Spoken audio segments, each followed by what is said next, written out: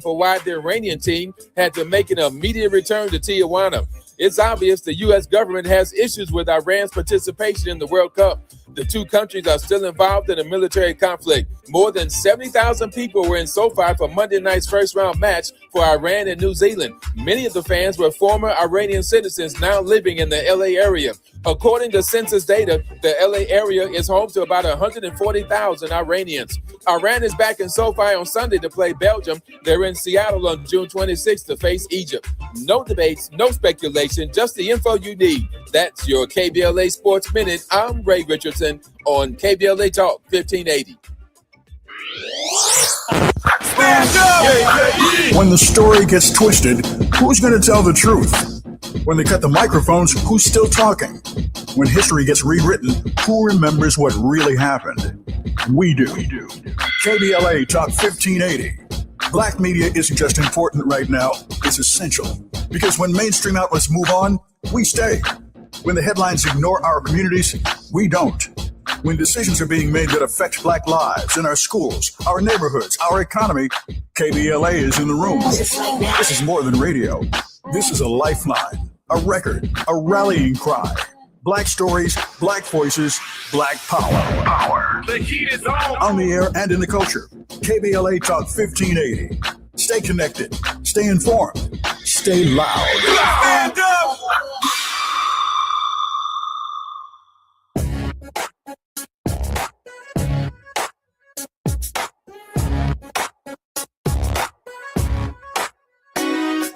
Jesse Jackson Jr. Show.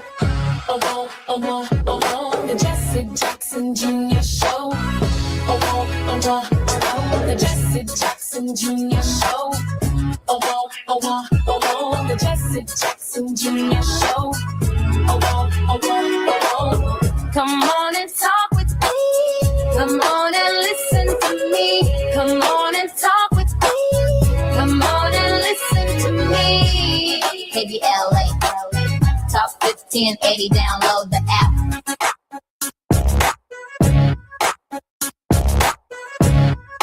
I'm Jesse Jackson Jr. Welcome forward to the Jesse Jackson Jr. Show on Tenacious Tuesday. And we're going to talk about it, lighting it up with Liz King. But before we do that, KBLA Talk 1580 is turning 5, and we're celebrating with you this coming Friday at the Beehive. Join all of your favorite KBLA Talk Show 1580 hosts this Friday, June 19th, for our anniversary bash and Juneteenth celebration at the Beehive from 4 to 7 p.m. Food, drink, a DJ, dancing, games, and more. Plus LA Mayor Karen Bass, the one and only Lunel, the Grammy Award-winning artist Kenny Lattimore, and a few other surprises. The Beehive is the place to be this Juneteenth. And our community celebration is free, but you must register at kbla1580.com. And we're encouraging folks to rideshare. However you arrive, just get there. We look forward to celebrating our 5th anniversary with you this Friday at the Beehive. Tomorrow, I will be arriving in Los Angeles, California for that celebration, and I'm very much looking forward to it. The Jesse Jackson Jr. Show right here on KBLA Talk 1580. It's Moving Mountain. No, it's not. It's Tenacious Tuesday on the Jesse Jackson Jr. Show. And on Tenacious Tuesday, our most tenacious host, Liz King, who recently served as the Education Equity Senior Program Director for the Leadership Conference on Civil and Human Rights, a position she held from 2015 until 2025. In this role, Ms. King led the organization's work to ensure that all students are fully included in welcoming schools from early childhood through post-secondary education that prepare them for college, careers, life, and the full exercise of their social, political, economic, and constitutional rights. Throughout her tenure at the conference, King coordinated coalition's work to advance equal opportunity in education and represented the civil and human rights community's positions and perspectives on education policy and topics in the media, in testimony before the U.S. Department of Education, and during the course of legislative negotiations. Liz, welcome forward to the Jesse Jackson Jr. Show. Thanks, Congressman. Always very good to be here. Liz, I am so grateful that you are here. There's so much going on at the Education Department. Liz, what's happening? Yeah, well, I mean, so much going on. And I think the big through line here is that they're doing everything they can to keep people from getting an education. And the most recent move is a decision that was actually announced not even 2 hours ago, that the Department of Education would be moving its Office for Civil Rights into the Department of Justice and moving the Office of Special Education and Rehabilitative Services, what we call OSERS, moving that into the Department of Health and Human Services. And so it is just the latest move to deny students access to the support services and protections that they're entitled to under the law. And we're just seeing once again the Trump administration's agenda of exclusion and discrimination run amok. You know, I see something else occurring there as well. Remember now, the Department of Education has its founding, I believe, in 1979 at the conclusion of the Carter administration. And it is the Department of Education that is responsible for coordinating civil rights and human rights and standards across the 50 states, across the 3,500 counties that make up America, across the more than 20,000 municipalities, to move the standards higher for all Americans, to ensure equal protection under the law, equal justice, equal access for handicapped students, for how students are treated, for course requirements, for the quality and education of teachers. All of that work requires civil rights and human rights enforcement. But now you're taking the gut of the Education Department, you're moving it to the Department of Justice, which is usually criminal enforcement. And what we've seen from this Department of Justice is a willingness to turn civil rights statutes and legislation on its head, therefore criminalizing those who want equal justice within the states into a minority or increasing minority point of view. That is the civil rights of the Education Department, now in the Department of Justice, weaponized against what? White students, or weaponized for them against minority students who relied upon civil rights in the Department of Justice to change the civil code. Am I wrong upon this reflection, Liz? No, you're absolutely right here. I mean, what they throw this boogie word around of DEI. They talk about DEI this and DEI that, and then they get asked and they can't define it, and then they change it and they define it again. They're just trying to set up an operation where, you know, anytime a black man or a white man rather does not get into college, he can call and file a complaint. While meanwhile, you have Black third graders and Latino third graders and fifth graders with disabilities and girls of all racial backgrounds being denied an education. And instead of getting the redress they're owed, they're being told to wait. They're being told that there's no time for them. There's being told there will be no support. And this is just inexcusable. We cannot let this stand. And instead of going to the Department of Education seeking a remedy, we're now asking them to go to the Department of Justice with a lawyer where everything you say can and will be held against you in a court of law for bringing it to their attention, because you can't waste the time of law enforcement officials at the DOJ. Really troubling. I'm Jesse Jackson Jr. It's Tenacious Tuesday on the Jesse Jackson Jr. Show. More with Liz King when we come forward right here on the 5th anniversary of KBLA Talk 1580. It's afternoon drive time with Jesse Jackson Jr. Only on KBLA Talk 1580. Don't be anxious or confused about AI. Take control of your career when you get the skills to tackle real business problems and design specialized solutions. HR Dive reported that entry-level talent with applied AI credentials can receive up to a 25% salary boost. But where do you find training that you can trust? Future-proof your career and deliver more value with Humans Lead the Way AI. Their hybrid learning courses use practical definitions, real-world examples, and strategic insights to help you and your team understand AI with confidence. No magic, no hacks, no shortcuts. Just practical knowledge that helps you use AI more successfully. Don't wait. AI can never replace people who know how to use it well. Register for courses today at humansleadtheway.com. That's humansleadtheway.com. Let's celebrate. Y'all did it. Loving each other, needing each other. Hey, Los Angeles. KBLA Talk 1580 is turning 5, and we're celebrating in a big way. Oh my God. Join us Friday, June 19th, Juneteenth, 4 to 7 p.m. at the Beehive for our 5th anniversary bash and Juneteenth celebration. Oh, celebrate. We're talking surprise celebrity guests, a special presentation, and a major announcement you will not want to miss. I can't wait to hear it. Plus, live music, dancing, games, and enough food and drink to keep the party going. Yeah, that's what I'm talking about. Of course, you're welcome to bring your own picnic basket, blanket, and lawn chair. And the best part, it's completely free. But here's the thing. You've got to sign up in advance. Space is limited, so don't wait. Head to KBLA1580.com right now and lock in your spot. Friday, June 19th, The Beehive, KBLA Talk 1580.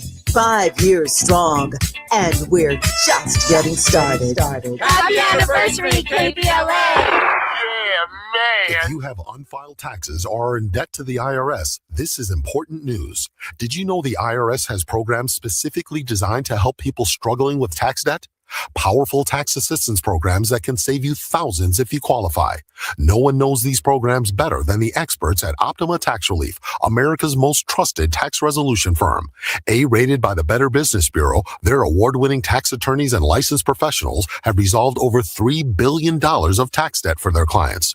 One call to Optima can start the process, helping to put an end to your worries about wage garnishment, asset seizure, and other aggressive IRS actions. Find the best options to solve your tax problems. Call the experts at Optima Tax Relief today for a free consultation. Call 800-919-9077. 800-919-9077. 800-919-9077. Optima Tax Relief. Some restrictions apply. For complete details, please visit OptimaTaxRelief.com. Now back to more of Jesse Jackson Jr. on KBLA Talk 1580. The Jesse Jackson Jr. Show. The Jesse Jackson Jr. Show. The Jesse Jackson Jr. Show. The Jesse Jackson Jr. Show. King Folly drops the beat. Come on and talk with me. Come on and listen to me. Come Come on and talk with me. Come on and listen to me. KBLA Talk 1580. Download the app. Prior to joining the leadership conference, Ms. King served as a senior policy associate for the education at the Children's Defense Fund, where she focused on school discipline, reform, and school funding equity. Liz, welcome forward to the Jesse Jackson Jr. Show. Thank you so much, Congressman. Always good to be here. Hey, Liz, let me bring the 800-pound gorilla into the room.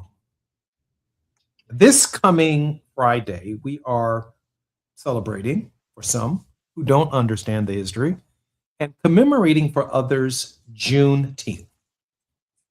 This is the commemoration, I guess that should tell all of our listeners where I am on the question, of when the Texans ignored the Emancipation Proclamation and ignored the 13th Amendment to the Constitution, refused to share with fellow Texans who were approaching their citizenship rights with the 14th Amendment that they were free from slavery, and got a number of years of free labor even after the slaves were freed.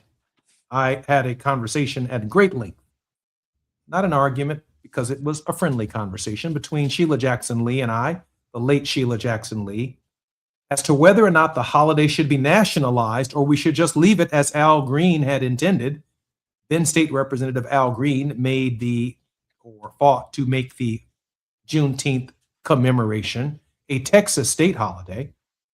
But my biggest fear was that the nationalization of a holiday that said, hey, we were duped, we were bamboozled, we were hoodwinked, wasn't necessarily something to celebrate without proper education and an understanding as to why Juneteenth in the first place.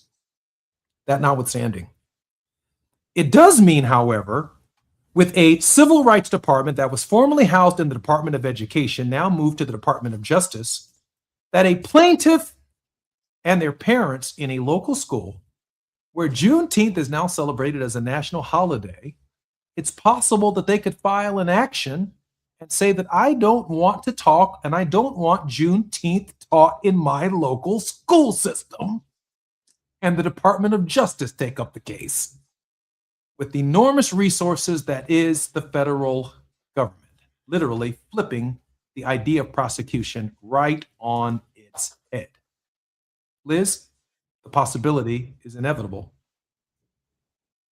Yeah, I think what we're absolutely going to see, there's the Civil Rights Division within the Department of Justice that has had longstanding obligations to protect people from discrimination since the Civil Rights Act of 1950.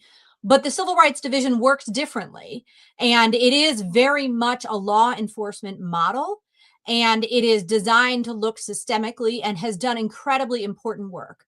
However, it is not built to receive and remedy an individual complaint of discrimination. So, for example, let's say a 7th grader is going to school and they are being taught some racist nonsense about Juneteenth, and they are being subject to racial harassment, and they or their parent files a complaint of discrimination with the Office for Civil Rights and says, my child has been discriminated against. This culture of harassment, this racially hostile environment is denying my child the chance to learn, denying my child their education. What is supposed to happen is the Department of Education is legally bound to investigate every complaint of discrimination it receives. And so the Office for Civil Rights should then investigate and figure out what happened, who said what effort did the school make to protect this child, to restore when the harm had occurred, to what degree is the school system a part of the problem here? And then there would be what's called a resolution agreement.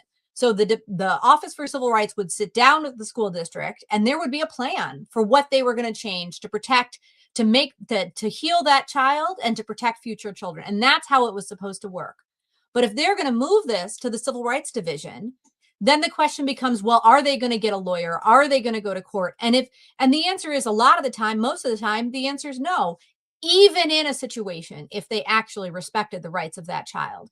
But you're absolutely right, Congressman, because not only is what's happening here a diminishing of civil rights enforcement, a destruction of civil rights enforcement, it is the weaponization of civil rights enforcement. It is taking those laws that were created to protect children and using them to hurt children. And that is just inexcusable. It really is indefensible. that this is what's happening in our country right now. Liz, we're going to roll a clip right now. Senator Murphy. Thank you very much, Mr. Chairman. Ms. McMahon, good to see you. You and I have spent a lot of time over the years, and I appreciate your willingness to sit before the committee and answer some really important questions. I want to talk to you about an executive order that the Trump administration issued that commands agencies, including the Department of Education, to eliminate grants to organizations and entities that support DEI programs and activities. As you know, this has a lot of schools all across the country scrambling because they have no idea what that means.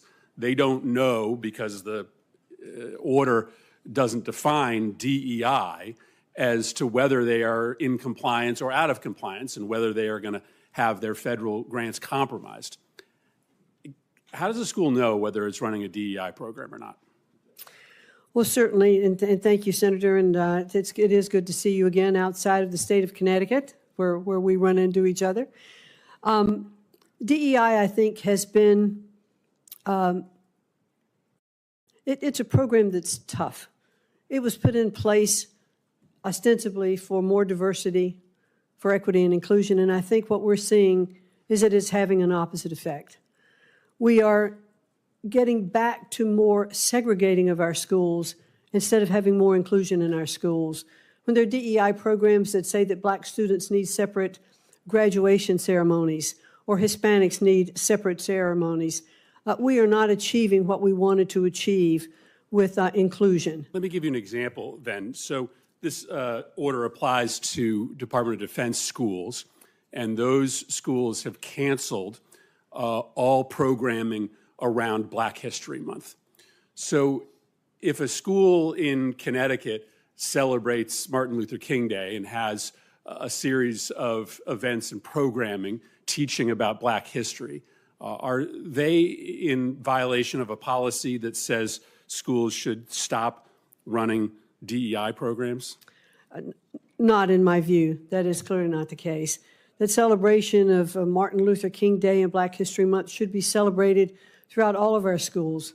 I believe that Martin Luther King was one of the strongest proponents of making sure that we look at all of our populations when he said that, he would hope that his children wouldn't be judged by the color of their skin, but the content of their character. And I think that is the fundamental basis that we should celebrate Black History Month. West Point has closed down all ethnic clubs, so the Society of Black Engineers no longer can meet because they believe that to be in compliance with this order, they cannot have groups structured around ethnic or racial affiliations.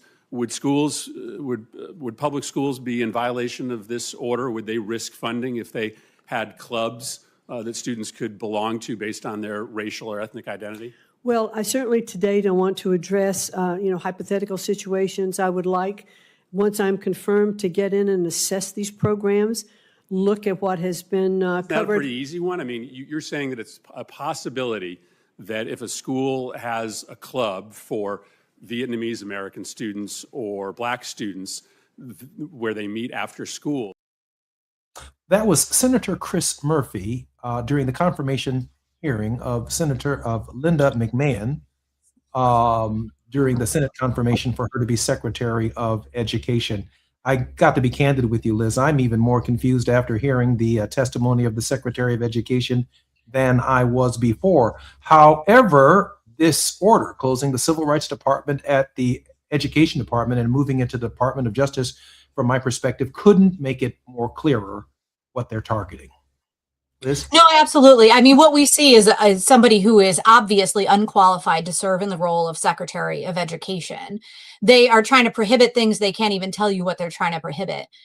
We're seeing this time and time again, and they keep losing in court, actually, because what happens is there's a constitutional provision, there's a requirement that says people have to know what the law is so that they can understand whether they are in compliance or violating the law. They call this vagueness, right? That if the law is too vague, then it is unconstitutional. And they keep losing in court over this. But what we see here is that that's not the point. The point is not what does the law actually allow or require or prohibit. What they are trying to do is make us invisible. They are trying to make Black people invisible. They are trying to make white women invisible. They are trying to make disabled people invisible.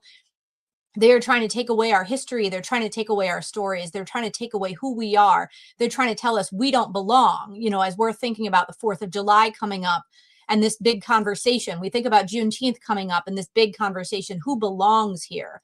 And she's making clear who she does and does not think belong. And it really is just a relentless declaration from this Department of Education over and over and over again that they choose ignorance over education, they choose exclusion over participation, and they choose discrimination over equal opportunity. And it's time for this to end.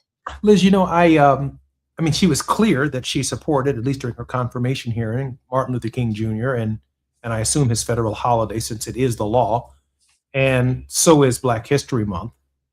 But so is Pride Week, and so is Women's History Month. And the question I have is, if a student feels that Pride Week or Pride discussion is a problem, or their parents feel that it is a problem, they now, under this present maneuver, get to go not to the Department of Education for a remedy, but go to the Department of Justice for a remedy, which could very well challenge Pride Week, Black History Month, Juneteenth, other federal holidays that were designated by the Congress and therefore the American people to give consideration to a diversity of thought, a diversity of culture, a diversity of historical understanding in public schools and schools throughout the nation. I might also add that I heard a story just yesterday where even in military bases, this administration is honoring and elevating Confederate generals and Confederate ideology in ways that even the Union itself and Union soldiers and the ideology of building a more perfect Union are in fact being downgraded. That seems to be part of the same movement that quote unquote their culture, our culture, needs to be their culture, accepted as our culture, as the predominant culture, with every other point of view in this country being reduced to either nothing or certainly a new kind of minority point of view. Yeah, absolutely. I mean, going back to what you were saying with respect to Juneteenth, I think the story of Juneteenth is information being withheld from people in order to oppress them, in order to subjugate them, right? I mean, people had these rights that were being denied to them because they were being denied the information about these rights that existed. And they know this playbook. So they're borrowing that same playbook from a pre-Juneteenth Texas and applying it here. They're denying information about the rights that you have. They're denying information about the opportunities that you have. They're denying the education that everybody here deserves. And I think we can see a through line here about how ignorance enables authoritarianism, about how ignorance is a tool of oppression and domination. And by then the flip is true, right? And that education is liberation, education is freedom. And we know this. We know this from Septima Clark. We know this from Sojourner Truth. You know, I've been thinking about these horrible things they were saying about Michelle Obama and the way in which they are attacking Black women in particular. And we know that the way in which Black women have been showing up and demanding an education because they knew that it was an education that led to liberation. And that is why they're trying to destroy the Department of Education, because the path to authoritarianism requires ignorance. It requires taking an education away.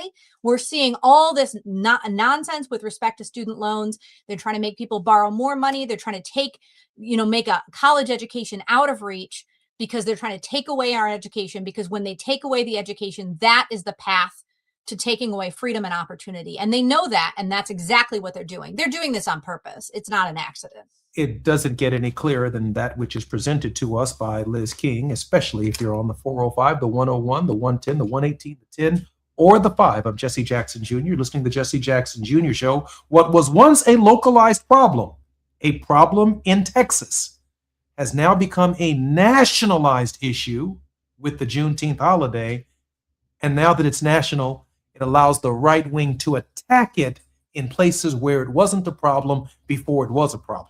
I'm Jesse Jackson Jr. More on KBLA Talk 1580 and Tenacious Tuesday with Liz King when we come forward. It's afternoon drive time with Jesse Jackson Jr. Only on KBLA Talk 1580.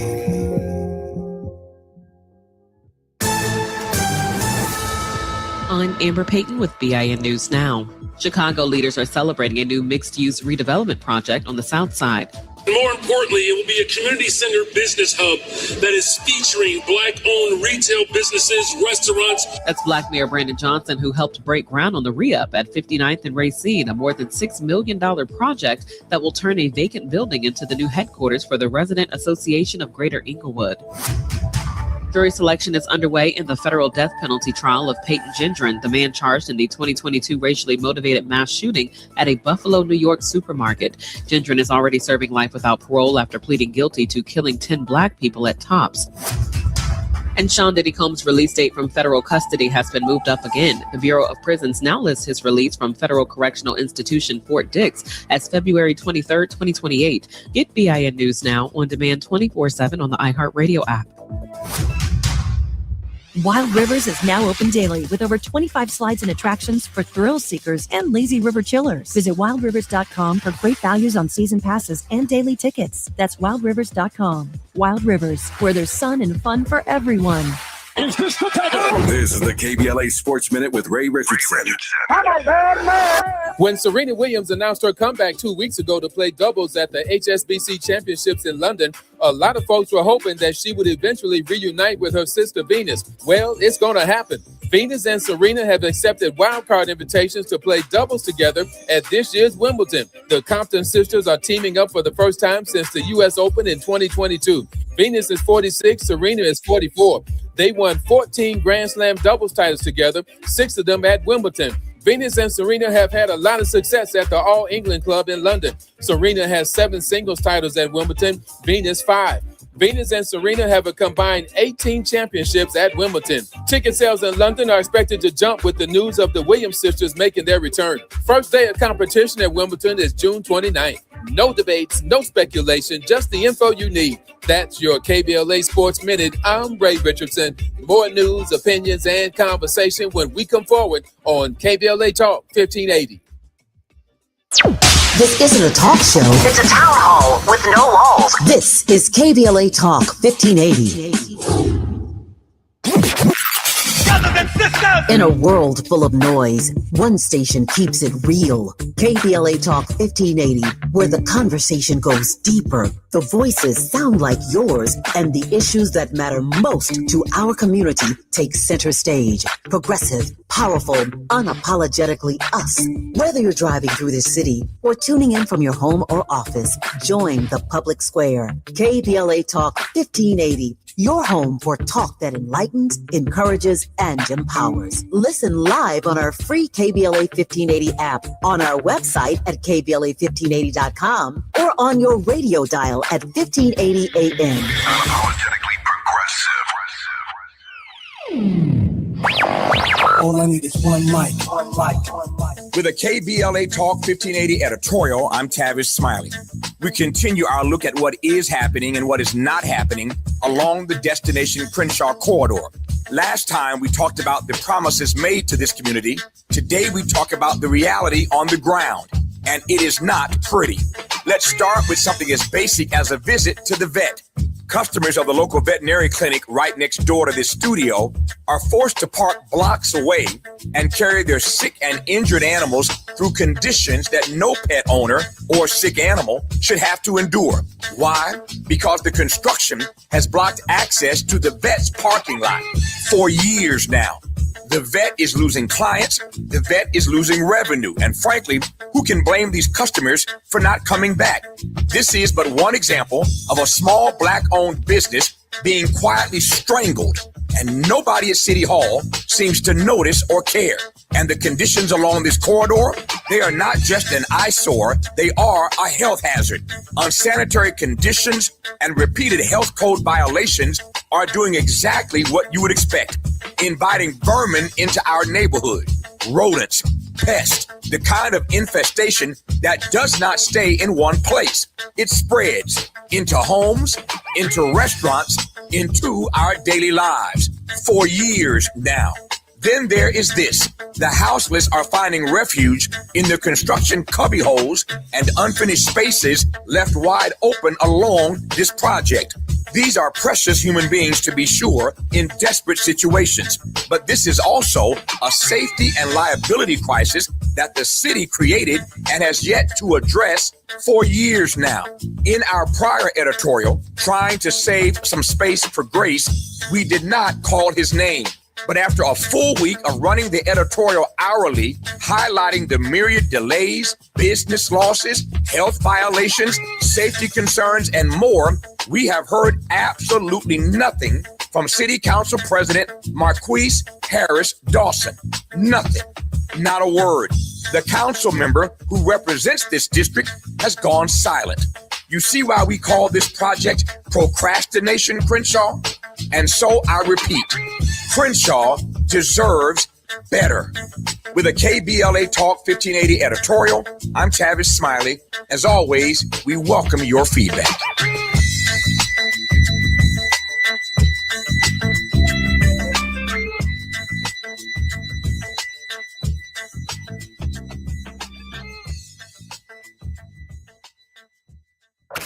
You're listening to Jesse Jackson Jr. on KBLA Talk 1580.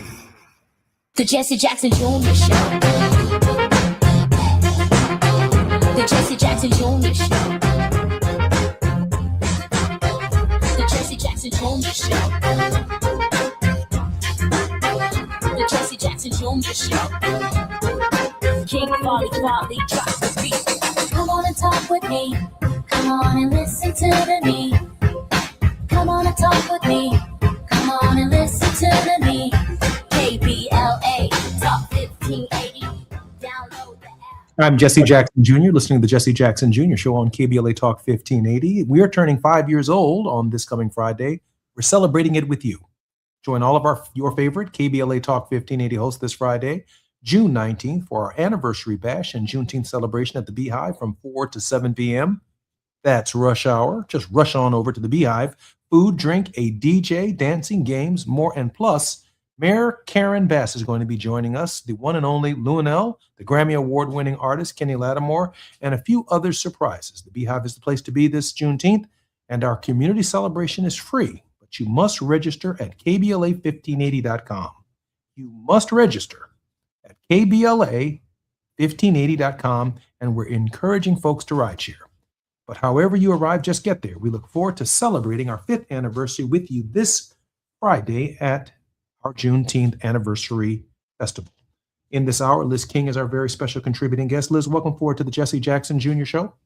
Thank you, Congressman. Always love the conversation. Liz, I was thinking about the Leandro decision during the break, the decision that had been decided some 30 plus years ago in the state of North Carolina. And within the last 3 months, Leandro was thrown out by a conservative court.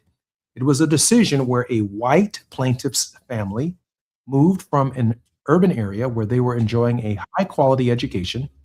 They moved to a rural community or a Black community, sent their child to public school only to realize that the facilities and the instruction was inferior to where they had sent their child previously.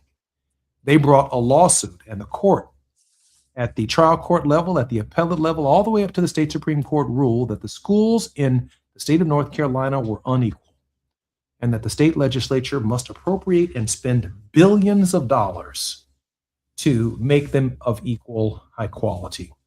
Of course, over successive administrations, the U.S. government, Department of Justice, offered remedies, and the Department of Education to support the decision of Leandro until a most recent Supreme Court in North Carolina in the last 3 weeks, after 30 years of waiting for the legislature to act, threw the decision out and essentially declared it moot without spending a single cent.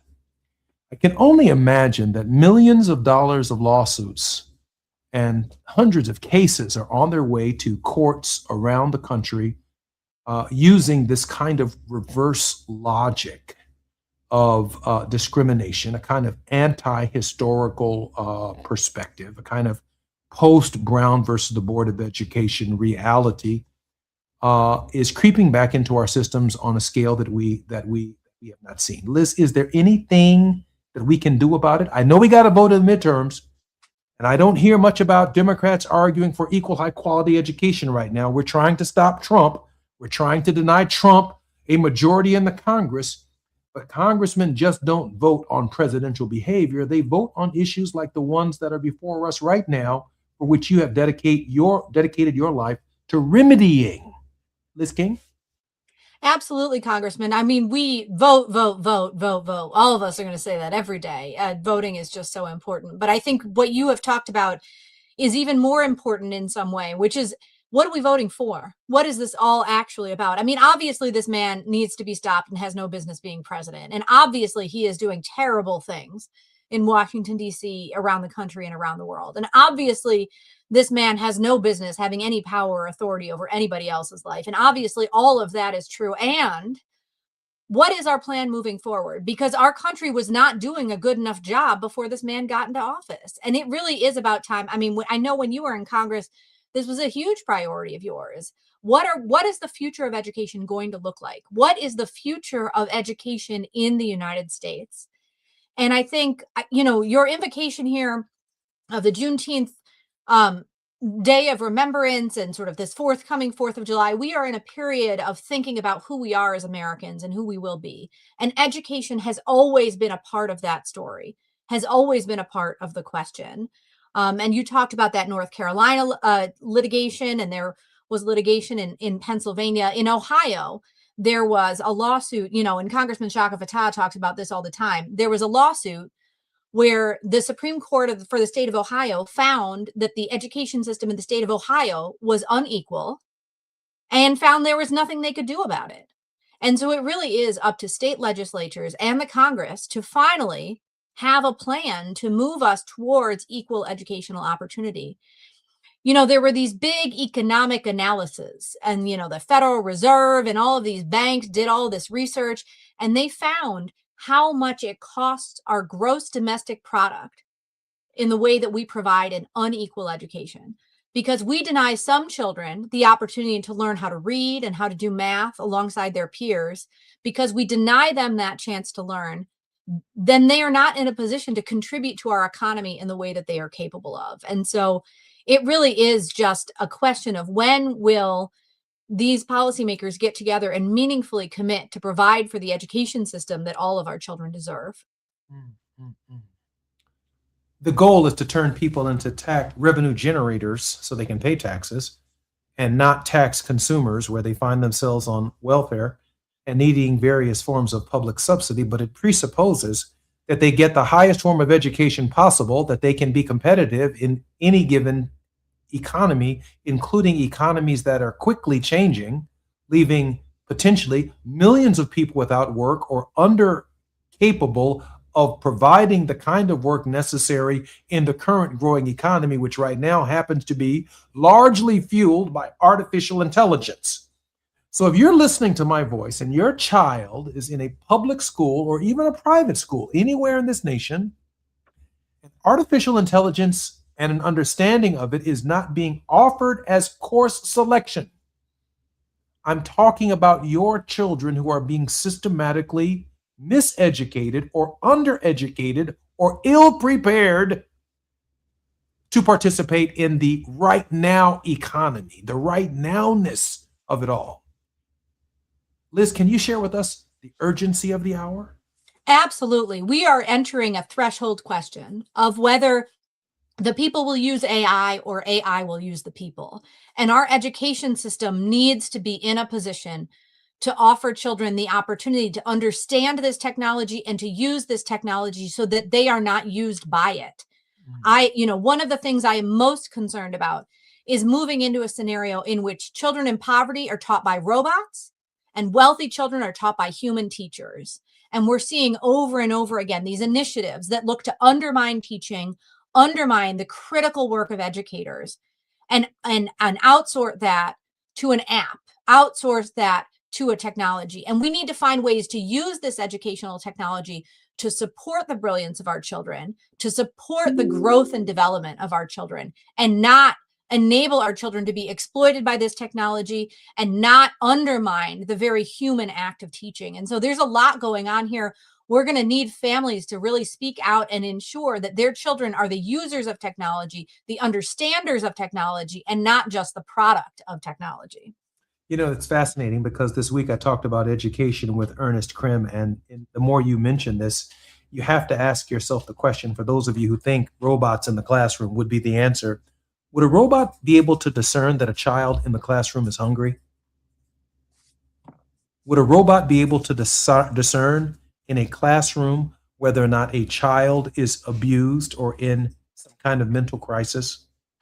Or are they just teaching instruction? Teaching is a human function, and observation and discernment is part of that process.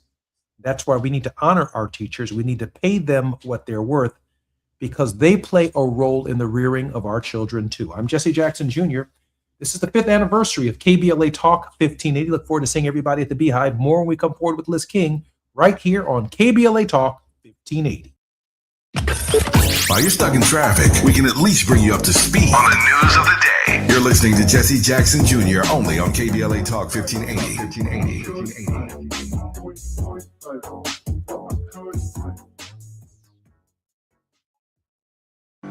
Gas prices got you down. LADWP customers get a rebate of up to $4,000 when you buy a used electric or plug-in hybrid vehicle. Installing an EV charger at your home? Get a rebate for that too, up to $1,500. Visit ladwp.com/EV today and start saving. That's ladwp.com/EV.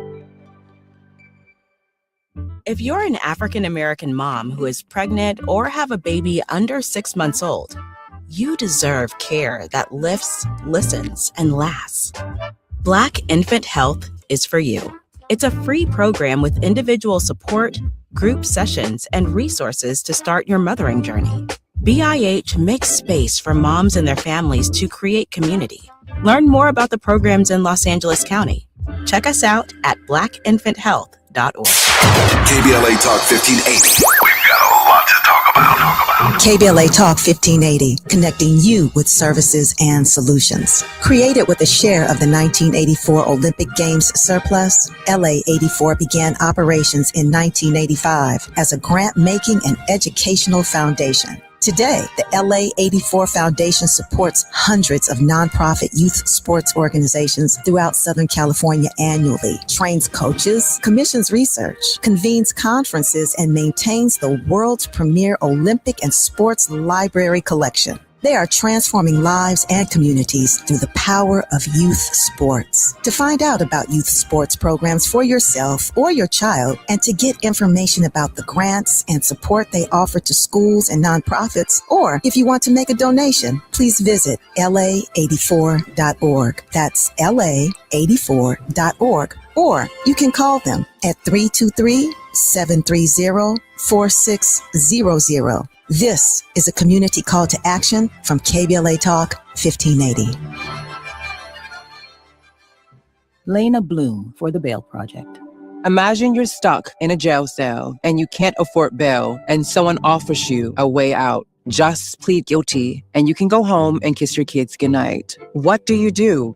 What thousands have. You plead guilty whether you are or not. Cash bail makes poverty a crime. That's why the Bail Project helps those who can't afford it while fighting to end cash bail, because freedom should be free. Brought to you by the Ad Council. Indeed presents hires you can't afford to get wrong, like nuclear reactor safety expert. I disabled the backup cooling system. It was making such an annoying noise. You heard it, right? It was like, we're on a countdown to core failure. And you're saying we don't want that? This is a job for sponsored jobs. This is what happens when you don't sponsor your job on Indeed. Next time, get matched with quality candidates with Indeed sponsored jobs. Visit Indeed.com/hire now and sponsor your job today. Now back to more of Jesse Jackson Jr. on KBLA Talk 1580. The Jesse Jackson Jr. Show. The Jesse Jackson Jr. Show. The Jesse Jackson Jr. Show. The Jesse Jackson this is your mission. King Folly Folly drops the beat. Come on and talk with me. Come on and listen to the me. Come on and talk with me. Come on and listen to the me. KBLA Talk 1580. Download the app. I'm Jesse Jackson Jr. Welcome forward to the Jesse Jackson Jr. Show on KBLA Talk 1580. Our very special regular contributor on this show in this hour on Tenacious Tuesdays is Liz King. Liz, welcome forward to the show. Thanks, Congressman. It's always good to be here. Hey, Liz, let's talk about a national standard for a second, because we are actually arguing the very nature of the separate and unequal system. All 50 states have a different standard.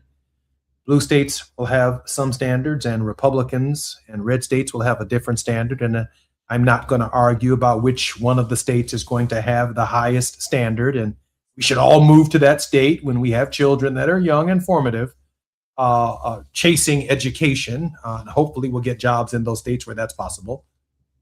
But we live in a nation that's been able to build a highway system from one end of California to the other, from one end of the state of Illinois to another, from the state of Maine all the way to Los Angeles, California, and Los Angeles, California, all the way to Fort Lauderdale, Florida, the same essential highway system. But when it comes to an education of equal high quality, in the more than 90,000, I believe it is at my last count, schools in the nation, we have not been able to determine or make the most sense out of the idea that no class size should be larger than 15 students. That every school and every classroom deserves a teacher with a college degree paid for by the government, form of public service, or master's degree or PhD, or a certificate that is of equal value, to provide every single one of our children, which would essentially be the largest jobs program in the history of the United States, the same equal high quality education as a national standard. Now, we can argue the states' rights system one state at a time, from North Carolina to California to Mississippi, or we can, as a nation, be determined on the 250th anniversary to build an education system consistent with the ability to build an airport and land a plane anywhere in the United States with the reasonable assurance that you'll be able to take off and land at another airport at some far distant American destination. It seems to me that we should be articulating the highest possible standard, that if I live in a trailer park community, a ghetto, a barrio, a middle-class community, or I live in Beverly Hills, California, or in a high-rise in Manhattan, New York, that education ought to be of equal high quality. I ought to have the constitutional right to ask for it, to demand it for my child at the local level, at whatever level of education they're in, because what we're ultimately talking about is the rest of their natural productive lives. Liz, are we on the road to one high standard? Well, Congressman, I think the question of what road we're on is an open question right now. To go back to that clip, we are in a situation in which we have someone calling themselves the Secretary of Education who's creating ridiculous standards that they can't even define, and saying that diversity, equity, and inclusion, core foundational American values, are somehow against the law. And so where we're headed, I think, is not clear. But where we need to go is absolutely what you're talking about. To be an American child should mean to be educated. It should mean that you have an opportunity to learn math and science, and to read and learn about social studies, to understand the government so that you can be an active participant in our society, so that you can be a decider, so that you can be a leader. Every child in this country should receive an education that enables them to be a U.S. senator one day, or to be a bench scientist, or to be a pediatrician, or to be a poet or an author. What we need is an education system that enables all of our children to bring their diverse talents and knowledge and skills to bear on the problems of the moment. I mean, we're looking at a climate crisis that is only growing worse by the year. And I can say with absolute certainty that there is a child in Los Angeles or Chicago or Philadelphia who knows the answer, who could tell us where to go, who could tell us what the energy future is, but they can't, because we have denied them the basic math and science they need to bring to bear the brilliance that they have about the problems of today. And I think you're absolutely right. What we need is a universal national standard that says every child deserves an education that enables them to go to college, to pursue a career, and to exercise their full social, political, and economic rights. I mean, we know it is an education that enables educated voters. It is an education that enables an educated workforce. It is an education that enables us to live harmoniously together. And I think what we are living in right now is a moment in which there is a concerted effort to deny that education, to undermine that education, and to discriminate in the provision of that education, because that serves the agenda of this moment. That serves the agenda of this president. That serves the agenda of this administration and this MAGA movement. And that's why the solution is education. The solution has always been education. Liz, in this moment, I have two very quick questions I'd like to ask you. One, your initial thoughts on the UFC event at the White House and how it even plays into this conversation, a kind of down educating the significance of the 250th anniversary of the nation with a circus and a charade at the White House, and the outrageous comments made by a wrestler, a UFC fighter, regarding Michelle Obama. The profound embarrassment we were all subject to, I don't even know what it will mean to recover from that. The dishonor, the disregard, the disrespect that was shown to all of us by that spectacle, I just cannot believe that was allowed to happen. Even with so much that has happened, it still seems unbelievable. But then to be in a situation to hear the disrespect of a national leader like Michelle Obama, and I think it's important to note the specific way in which that disrespect showed up. And it is about this representation of masculinity and this representation of whiteness. This is a choice. There are ways to be a white person in the world that does not require you to be racist. There are ways to be a man in the world that does not require you to hurt and to dominate and to be sexist. And I think it is just, we are owed an apology. As the American public, we are owed an apology by that inexcusable disrespect of that performance, and specifically those comments, those remarks that were made. And it is a reminder that there are people in power right now who have no respect or concern for any of the rest of us, have no respect or concern for the best of our country, for the traditions of our country that have served us well, that have no respect or concern for any of us. And it is indefensible. It is indefensible. Liz, I am grateful for your contribution to the Jesse Jackson Jr. Show and the sobering thoughts that you share with us. We simply can't make it without you every week or every other week in this capacity. Liz, just a few minutes left, or maybe a minute and a half left. Your word of hope. Some days it is really hard to have hope, but I think what we can remember is the power and persistence of those who have pursued an education despite all of the obstacles. I had the chance to do career day at my daughter's school, and we talked about Ruby Bridges, the grown-up.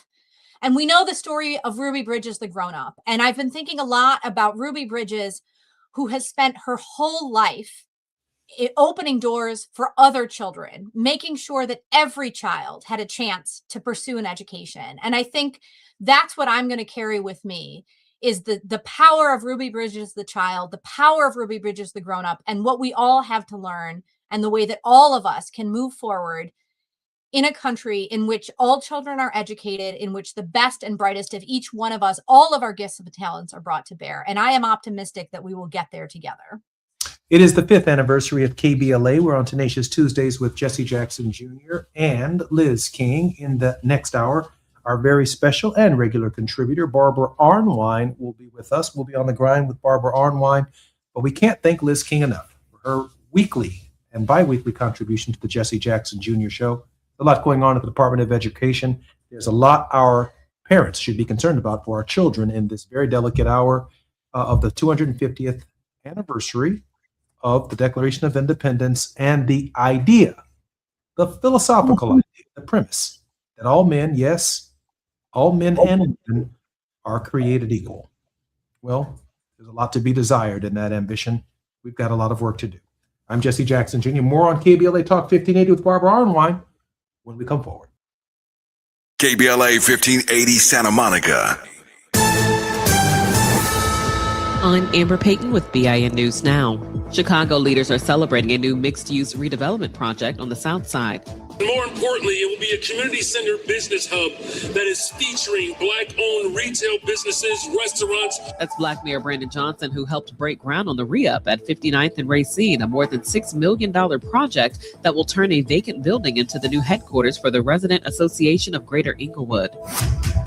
Jury selection is underway in the federal death penalty trial of Peyton Gendron, the man charged in the 2022 racially motivated mass shooting at a Buffalo, New York supermarket. Gendron is already serving life without parole after pleading guilty to killing 10 Black people at Tops. And Sean Diddy Combs' release date from federal custody has been moved up again. The Bureau of Prisons now lists his release from Federal Correctional Institution Fort Dix as February 23, 2028. Get BIN News Now on demand 24/7 on the iHeartRadio app. Wild Rivers is now open daily with over 25 slides and attractions for thrill seekers and lazy river chillers. Visit wildrivers.com for great values on season passes and daily tickets. That's wildrivers.com. Wild Rivers, where there's sun and fun for everyone. This is the KBLA Sports Minute with Ray Richardson. When Serena Williams announced her comeback 2 weeks ago to play doubles at the HSBC Championships in London, a lot of folks were hoping that she would eventually reunite with her sister Venus. Well, it's going to happen. Venus and Serena have accepted wildcard invitations to play doubles together at this year's Wimbledon. The Compton sisters are teaming up for the first time since the U.S. Open in 2022. Venus is 46, Serena is 44. They won 14 Grand Slam doubles titles together, 6 of them at Wimbledon. Venus and Serena have had a lot of success at the All England Club in London. Serena has 7 singles titles at Wimbledon, Venus 5. Venus and Serena have a combined 18 championships at Wimbledon. Ticket sales in London are expected to jump with the news of the Williams sisters making their return. First day of competition at Wimbledon is June 29th. No debates, no speculation, just the info you need. That's your KBLA Sports Minute. I'm Ray Richardson. More news, opinions, and conversation when we come forward on KBLA Talk 1580. In a world full of noise, one station keeps it real. KBLA Talk 1580, where the conversation goes deeper, the voices sound like yours, and the issues that matter most to our community take center stage. Progressive, powerful, unapologetically us. Whether you're driving through this city or tuning in from your home or office, join the public square. KBLA Talk 1580. Your home for talk that enlightens, encourages, and empowers. Listen live on our free KBLA 1580 app, on our website at KBLA1580.com, or on your radio dial at 1580 AM. Unapologetically progressive.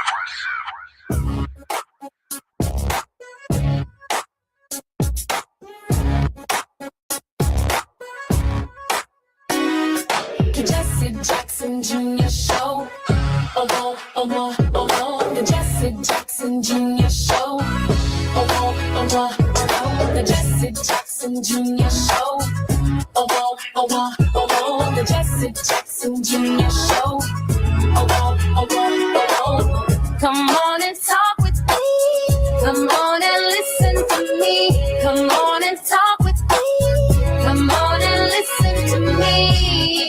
KBLA Talk 1580. Download the app.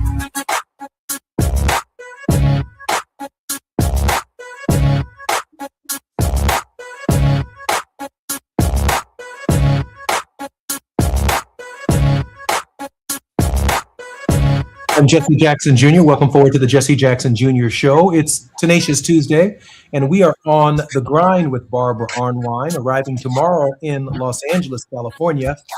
KBLA Talk 1580 is turning 5, and we're celebrating it with you. Join all of your favorite KBLA Talk show hosts, 1580, our host this Friday, June 19th, for our anniversary bash and Juneteenth celebration at the Beehive from 4 to 7 p.m. Food, drink, a DJ, dancing, games, and more. Plus, LA Mayor Karen Bass, the one and only Lunel, Grammy Award-winning artist Kenny Lattimore, and a few other surprises. The Beehive is the place to be this Juneteenth, and our community celebration is free, but you must register at KBLA1580.com, and we're encouraging folks to ride share. But however you arrive, just get there. We look forward to celebrating our 5th anniversary with you this Friday at the Beehive. I'm Jesse Jackson Jr., and our very special guest and a regular contributor on the Jesse Jackson Jr. Show, who keeps our nose, ears, and eyes to the ground and in the streets, is none other than attorney Barbara Arnwine, the president and founder of the Transformative Justice Coalition, and is internationally renowned for contributions on critical justice issues, including the passage of many pieces of landmark legislation in the Congress of the United States that have national and broad implications. I want to talk about a list of things that she wants all of us to do at some point in time in the program. We're obviously going to talk about how we can be the wind beneath her wings and keep her moving. But Barbara, I got to at the outset of the program, and this is only the first segment. As you know, I have to ask you the question: the outrageous insult of Michelle Obama at the UFC event. Wait. Woo! Did you ever hit it? Outrageous. Outrageous. You know, Black women have suffered a lot in this country. We have been subjected to so many indignities, but one of them has been taking our strength and using our strength as a crutch by calling us men. And it's just so ridiculous. I mean, think about it. 60% of all Black women who were enslaved were raped. They knew the difference between a man and a woman, okay? And they knew what they were doing when they raped Black women. They raped Black women mainly because of their own sexual depravity, but they also raped Black women to create more wealth through whatever child that she might have. It was totally depraved, the whole system of slavery. But out of that came this mythology that in order to justify putting Black women out there in the same field doing the same hard work as men, there became this mythology that Black women were also like men. I mean, totally contradictory, but there's never been anything about slavery that was not contradictory, that did not, that did not follow some kind of linear, progression of logic. But there has been that. And that was one of their justifications when people would see women out, working and carrying burdens and breaking their backs and all this instead, and not feeding their children, not being able to do other stuff that a mom should be doing because you got her out in the field. They came up with this whole mentality that she's actually a man. So there's all this bizarreness. I think that, one thing that you find in slavery that we are still shackled with is what I call mass delusional, syndrome, which is the ability of white people to look at a fact and see something else. And many of us have been victims of that delusional, racial delusion that we see. And the bad thing was not only that this idiot said this, the bad thing was that nobody rushed to rush him out. Absolutely. Come on now, they rushed people out. That's meetings. That's in right. fact, that same day they rushed an athlete out who had been pro-Palestinian. They rushed him out of the White House. Barbara, that raises for me the question of the tort. Yes, go ahead. I think the plaintiffs here are Malia and Sasha. I think that the idea that in this weirdo, this jackass's mind, yes, that Michelle Obama is not a woman, that it is tort towards her daughters as if to suggest that they are not born of woman. And the tort itself ought to be litigated by Malia and Sasha, and that they ought request as part of the damages $1.8 billion, which sounds like a reasonable number that's been floated around in Washington. Right. The list of everyone who was in attendance is at the White House. You can't get in the White House, you know it as well as I do, without surrendering your ID and being on a list or buying a ticket. The crowd, Mr. Zuckerberg, the head of the UFC, and a number of other prominent celebrities were present for the tort, can all serve as either witnesses or they can identify with the tort. It just seems to me that to lift this burden, listen, since the internet has been abuzz about the idea of suing the UFC as well as this individual, some of the negative, vitriolic, disgusting language, at least for 24 hours, has stopped. Because no one wants to be on the hook for what took place there, but still no statement from the White House or the UFC distancing themselves from what took place on that Well, night. Dana actually did issue a statement. Oh, he did recently? Oh yeah, he did one at he did one. I was reading it. I was reading it, and he basically said it was disgusting and not approved, etc., etc. But hey, here's the bottom line. I do events all the time, right? You know, and if it's a big public event, I normally have to submit my comments. Mm-hmm.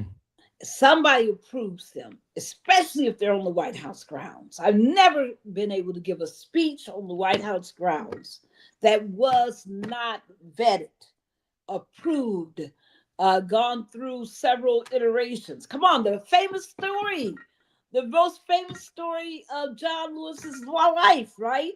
That's right. Besides Selma, is the speech that he gives at the Washington Monument and all the vetting of the speech, right?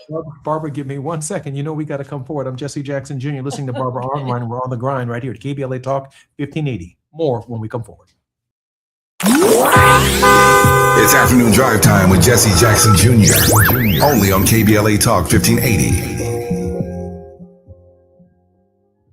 Don't be anxious or confused about AI.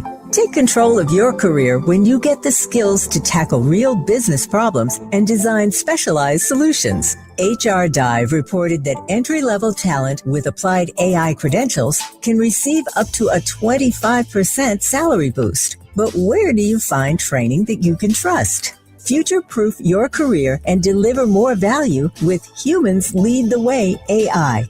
Their hybrid learning courses use practical definitions, real-world examples, and strategic insights to help you and your team understand AI with confidence. No magic, no hacks, no shortcuts. Just practical knowledge that helps you use AI more successfully. Don't wait. AI can never replace people who know how to use it well. Register for courses today at humansleadtheway.com. That's humansleadtheway.com. Let's celebrate. Y'all did it! Loving each other, needing each other. Hey, Los Angeles, KBLA Talk 1580 is turning 5, and we're celebrating in a big way. Oh my God! Join us Friday, June 19th, Juneteenth, 4 to 7 p.m. at the Beehive for our 5th anniversary bash and Juneteenth celebration. We're talking surprise celebrity guests, a special presentation, and a major announcement you will not want to miss. I can't wait to hear it. Plus, live music, dancing, games, and enough food and drink to keep the party going. Yeah, that's what I'm talking about. Of course, you're welcome to bring your own picnic basket, blanket, and lawn chair. And the best part, it's completely free. But here's the thing. You've got to sign up in advance. Space is limited, so don't wait. Head to KBLA1580.com right now and lock in your spot. Friday, June 19th, The Beehive, KBLA Talk 1580. 5 years strong, and we're just getting started. Happy anniversary, KBLA! If you have unfiled taxes or are in debt to the IRS, this is important news. Did you know the IRS has programs specifically designed to help people struggling with tax debt? Powerful tax assistance programs that can save you thousands if you qualify. No one knows these programs better than the experts at Optima Tax Relief, America's most trusted tax resolution firm.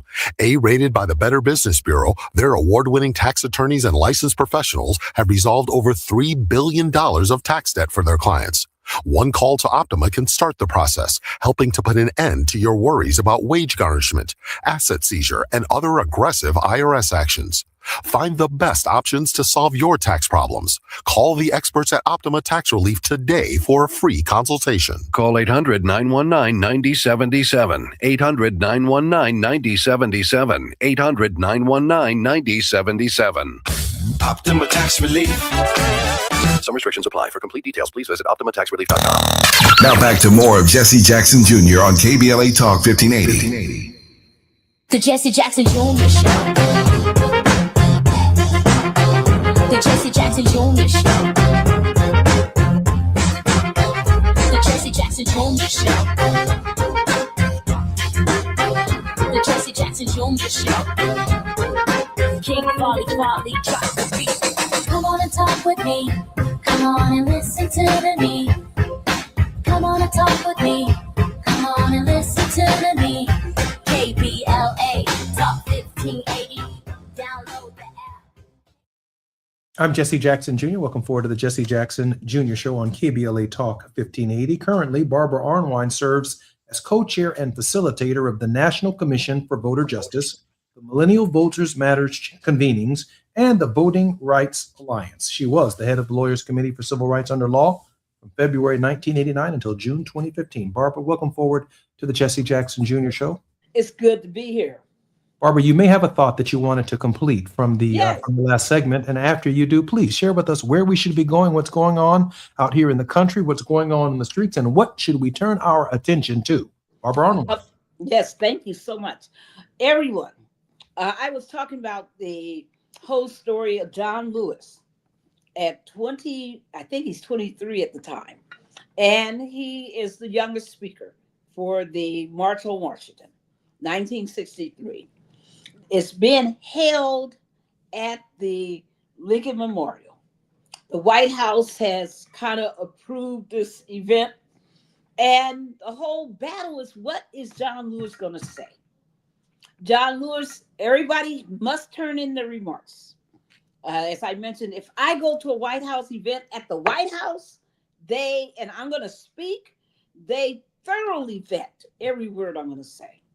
And in this in particular instance for John Lewis, they didn't like his speech. They said it was too radical. Wow. And there was this big battle about what to do because he was like insistent that he wasn't going to change it. And he finally yields very, very reluctantly. And he changes a couple of words in the speech. But I just want to point out to people that normally when you speak at the White House, if they give you a platform, it's script, totally script. Every word is script. And every action is script. How you move, where you sit, everything is script. So for them to have had this wild man get up there and make such racist, outrageous comments is absolutely contrary to their normal protocol. It just shows you how absolutely incompetent and dangerous this White House is. The other thing is, don't forget, people, this is not without context. Why did he feel so free to do this? Some people say because he's just a racist, right? But remember what happened months ago, not too many months ago. What did the president himself post about Michelle Obama and Barack Obama? It was disgusting.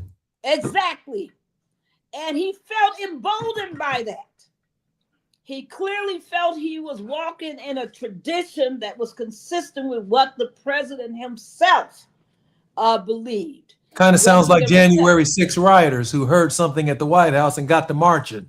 You got to. They heard something at the rally, you got to marching, right? And by the way, folks, be careful. They're declaring that the July 4th event, because nobody wants to perform at it except for some, raunchy performers, that they're going to now turn it into another Trump rally.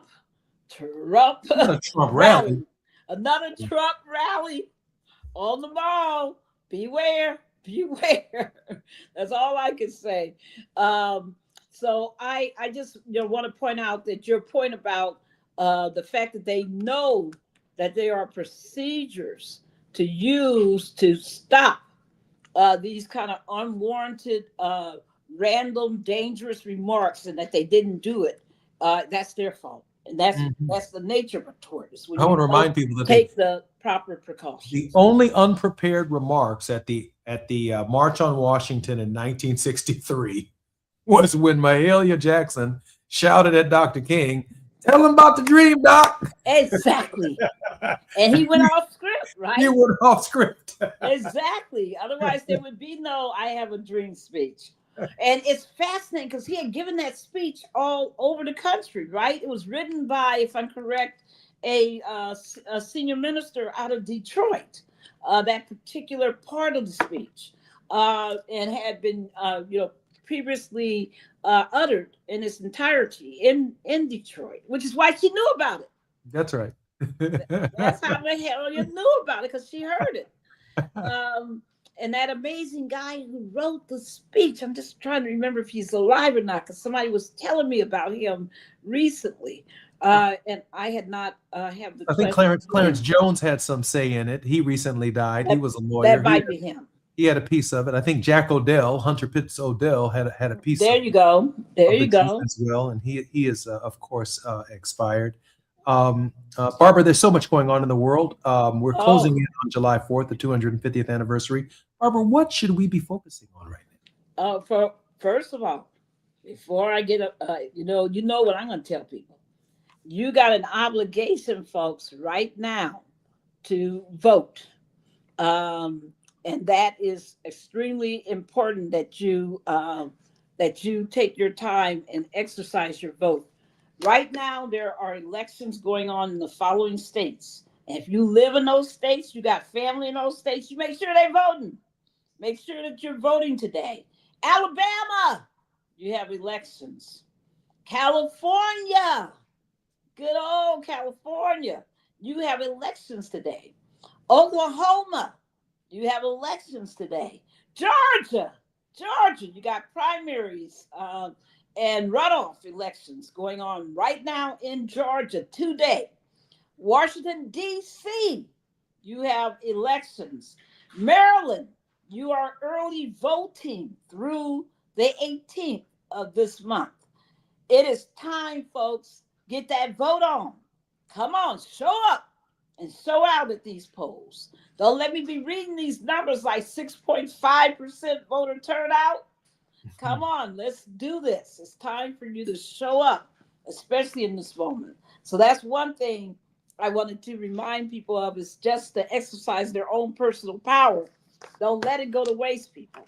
The other thing I wanted to talk about is that insidious, vicious, wicked raid on the Ohio Organizing Committee. That's a third-party voter registration group that has offices in 3 cities in good old Ohio. They were raided by over 100 FBI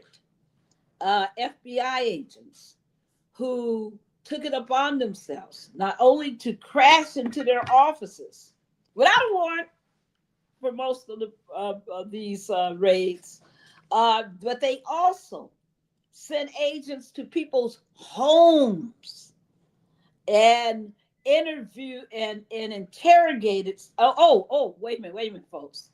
Folks, I want you to envision this. I want you to see this with your own eyes in your head. They arrived at people's homes, knocking on the doors, all these federal agents, FBI agents, and they had their guns drawn. And the Unbelievable. The men that talked to people didn't show warrant the first, and did this at people's homes because they either had worked for the company before, or worked with the company as a volunteer, or had some affiliation, and they interrogated these people, children, even underage teenagers, interrogated them. Barbara, what were they after? Voter fraud. Barbara, what are they after? Voter fraud. Voter fraud. Whoever heard of such a mess? Voter fraud. And this people is after the SPLC attack, persecution. This is a warning to all of us. Who have we heard about this from before? Somebody scratching their head and saying, Barbara, that sounds awful darn familiar.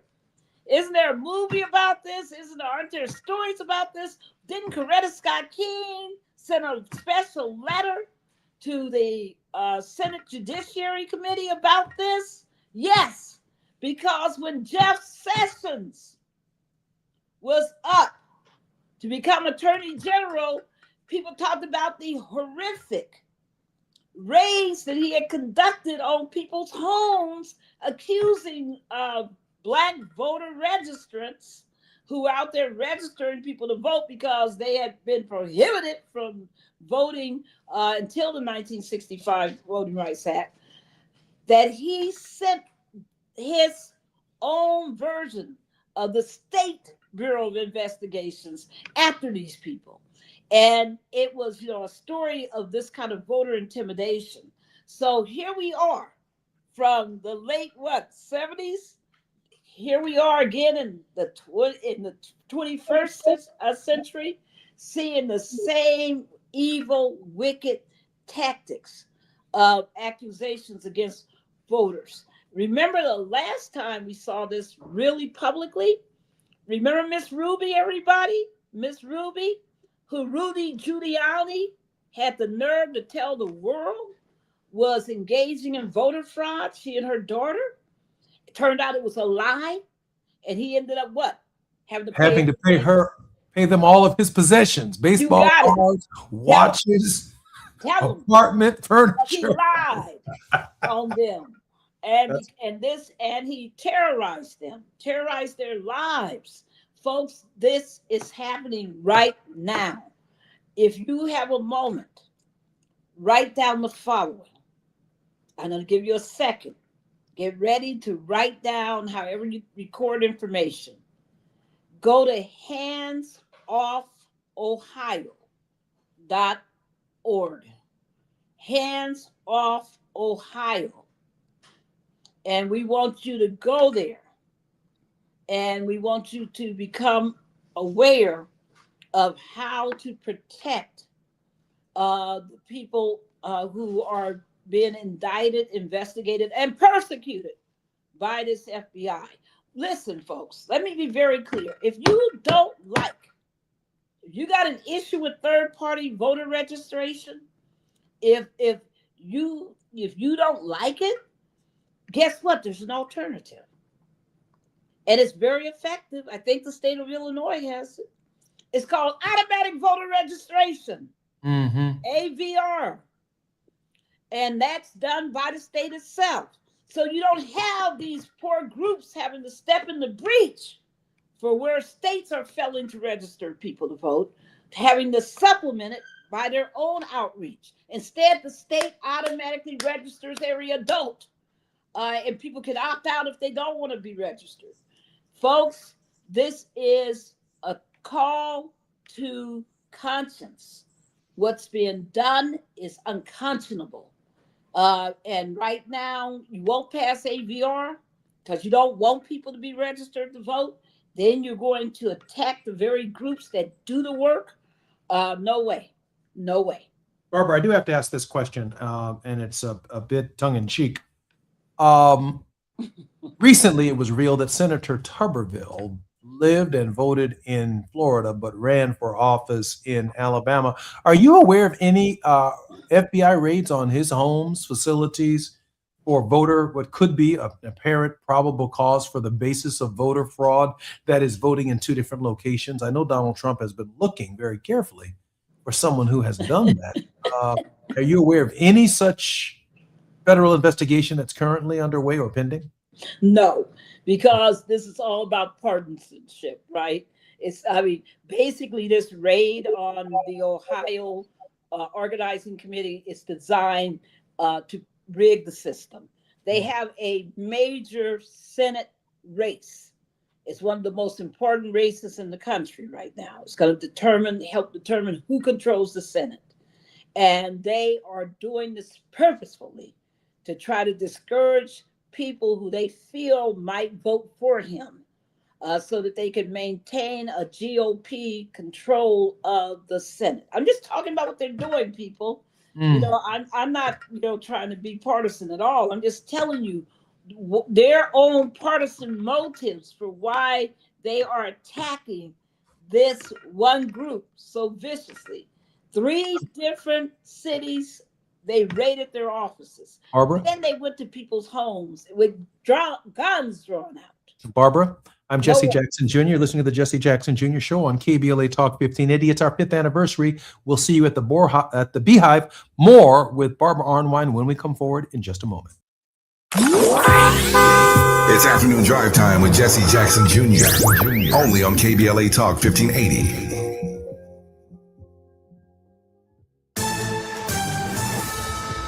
I'm Amber Payton with BIN News Now. New York City officials are preparing for big crowds in Lower Manhattan Thursday as fans celebrate the Knicks' first NBA title in more than 50 years. It may well be the largest parade in New York City history. Mayor Zarem Mamdani says a huge number of fans are expected to turn out. The parade starts at 10 a.m. near Battery Park, travels up Broadway, and ends with a ceremony at City Hall. President Trump is calling for the impeachment of Rhode Island Senator Jack Reed after Reed criticized his Iran policy on Fox News Sunday. Reed said the U.S. is in a weaker position than it was under President Obama's Iran nuclear deal. Trump responded on Truth Social by insulting Reed, accusing him of being wrong, and ending the post with, quote, "impeach Jack Reed," end quote. And Serena and Venus Williams are reuniting for women's doubles at Wimbledon after receiving a wildcard invitation. The sisters have not played together at the All England Club since 2016. Get BIN News Now on demand 24/7 on the iHeartRadio app. Wild Rivers is now open daily with over 25 slides and attractions for thrill seekers and lazy river chillers. Visit wildrivers.com for great values on season passes and daily tickets. That's wildrivers.com. Wild Rivers, where there's sun and fun for everyone. Is this the time? This is the KBLA Sports Minute with Ray Richardson. When Serena Williams announced her comeback 2 weeks ago to play doubles at the HSBC Championships in London, a lot of folks were hoping that she would eventually reunite with her sister Venus. Well, it's going to happen. Venus and Serena have accepted wildcard invitations to play doubles together at this year's Wimbledon. The Compton sisters are teaming up for the first time since the U.S. Open in 2022. Venus is 46, Serena is 44. They won 14 Grand Slam doubles titles together, 6 of them at Wimbledon. Venus and Serena have had a lot of success at the All England Club in London. Serena has 7 singles titles at Wimbledon, Venus 5. Venus and Serena have a combined 18 championships at Wimbledon. Ticket sales in London are expected to jump with the news of the Williams sisters making their return. First day of competition at Wimbledon is June 29th. No debates, no speculation, just the info you need. That's your KBLA Sports Minute. I'm Ray Richardson. More news, opinions, and conversation when we come forward on KBLA Talk 1580. We love America in spite of, not because of. And that's the deepest kind of love. This is KBLA Talk 1580. We've got a lot to talk about. Hi, I'm Zoe Williams, a.k.a. the Voice of Reason, encouraging you to join me weekdays from 7 to 9 p.m. for the world's most intriguing relationship radio roundtable. Every night, I facilitate and encourage our loyal listeners to participate in the most engaging relationship discussions you'll hear anywhere. So make it a point to rendezvous with me, Zoe Williams, the Voice of Reason, Monday through Friday, 7 to 9 p.m. Pacific Standard Time. Trust me, your relationships will never be the same. The VOR is on fire tonight. Unapologetically progressive. KBLA Talk 1580. We've got your black.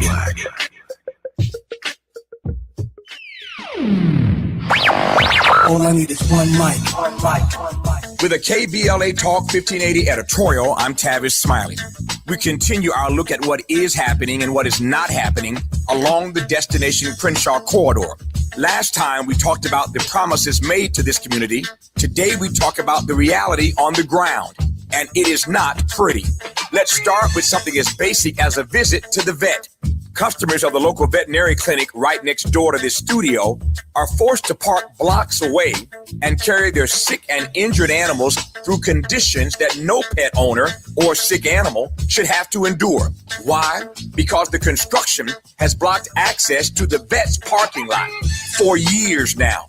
The vet is losing clients, the vet is losing revenue, and frankly, who can blame these customers for not coming back?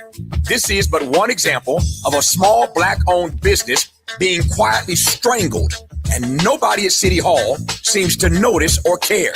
And the conditions along this corridor, they are not just an eyesore, they are a health hazard. Unsanitary conditions and repeated health code violations are doing exactly what you would expect, inviting vermin into our neighborhood. Rodents, pests, the kind of infestation that does not stay in one place. It spreads into homes, into restaurants, into our daily lives for years now. Then there is this. The houseless are finding refuge in the construction cubbyholes and unfinished spaces left wide open along this project. These are precious human beings, to be sure, in desperate situations. But this is also a safety and liability crisis that the city created and has yet to address for years now. In our prior editorial, trying to save some space for Grace, we did not call his name. But after a full week of running the editorial hourly, highlighting the myriad delays, business losses, health violations, safety concerns, and more, we have heard absolutely nothing from City Council President Marquise Harris Dawson. Nothing. Not a word. The council member who represents this district has gone silent. You see why we call this project procrastination, Crenshaw? And so I repeat, Crenshaw deserves better. With a KBLA Talk 1580 editorial, I'm Tavis Smiley. As always, we welcome your feedback.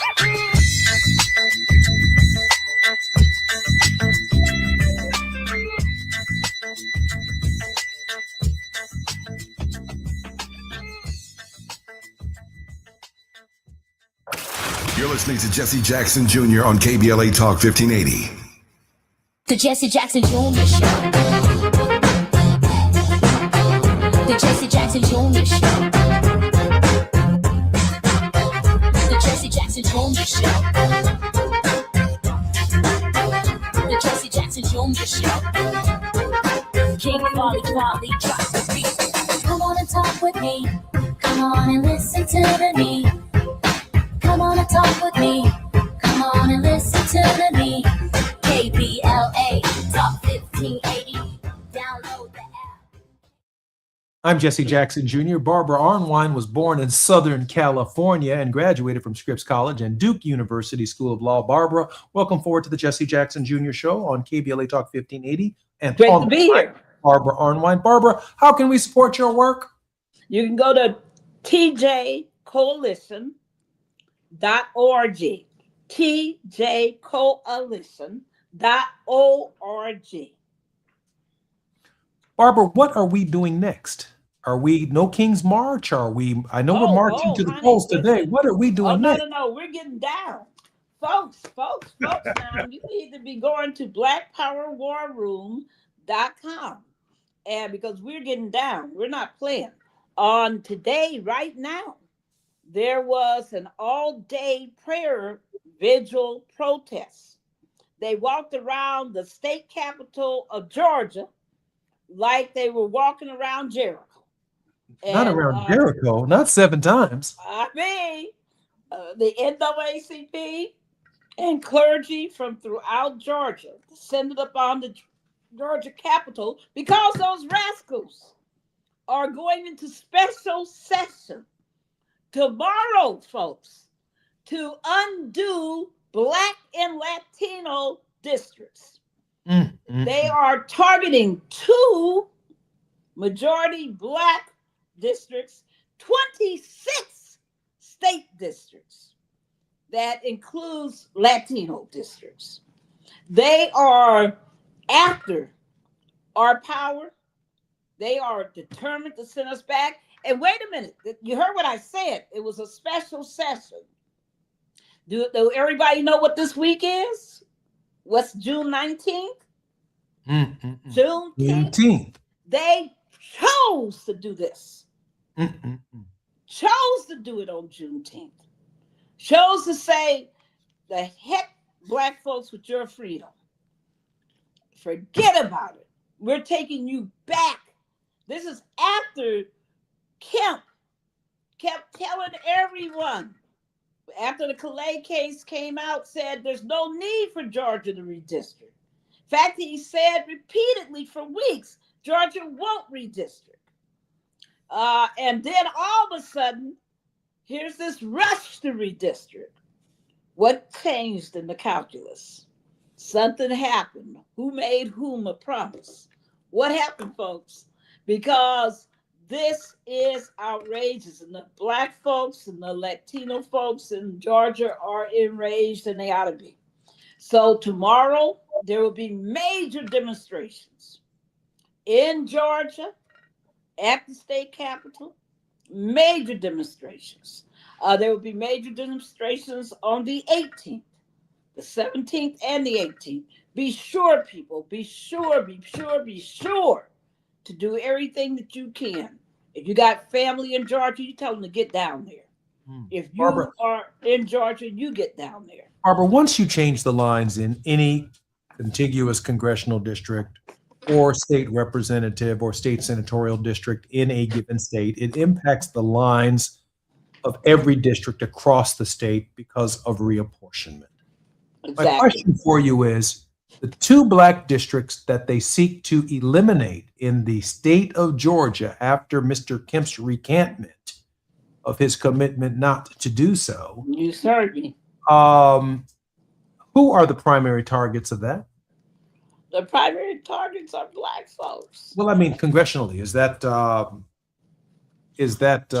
John Lewis's district? Is it the district of our mutual friend whose name escapes me right now? Stanford is not Stanford Bishop. No, it's not Bishop. It's not Bishop District. Okay.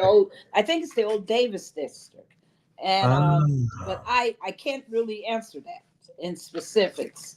But I can answer it next time. But okay. I can't answer it on it specifically which two districts it is. But the late David Scott's district? Yes, that was what I was saying. Okay, the late David Scott's district. Right. That's what I think is one of them. But in any event, folks, it's ugly. Because they're going to pack, crack, and destroy Black political and Black and Latino political power.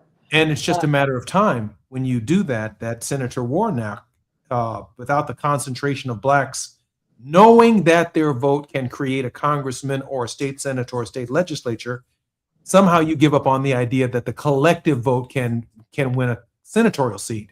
Well, and so it becomes more difficult to encourage people to get out and vote.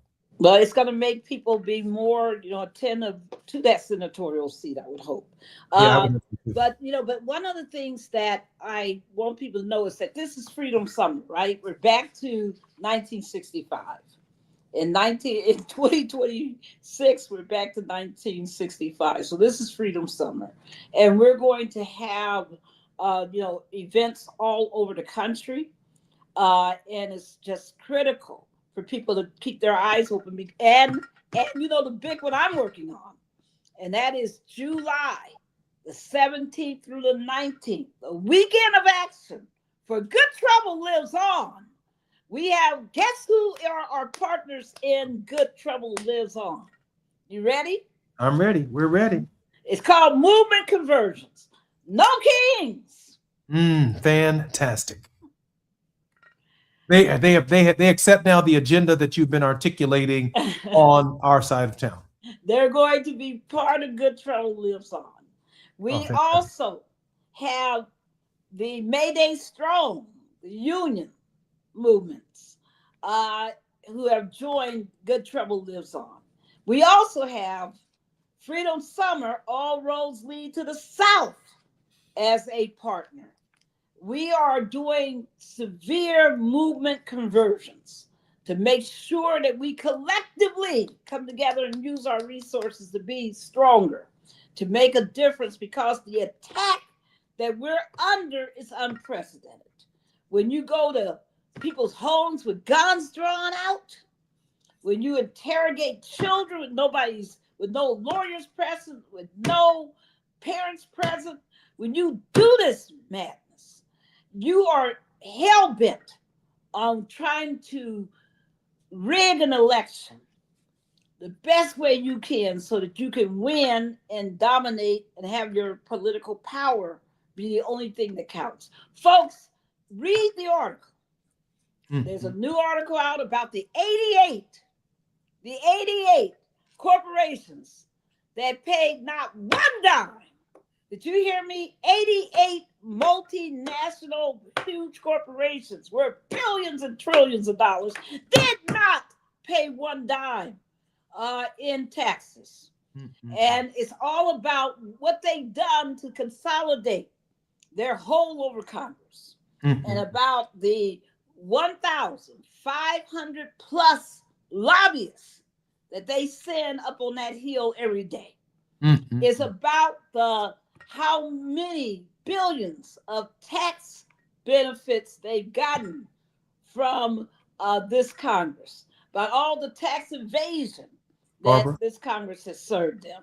Folks, outrageous. I'm Jesse Jackson Jr., listening to the Jesse Jackson Jr. Show. We're on the grind with Barbara Arnwine. More we come forward right here on KBLA Talk 1580. While you're stuck in traffic, we can at least bring you up to speed on the news of the day. You're listening to Jesse Jackson Jr. only on KBLA Talk 1580.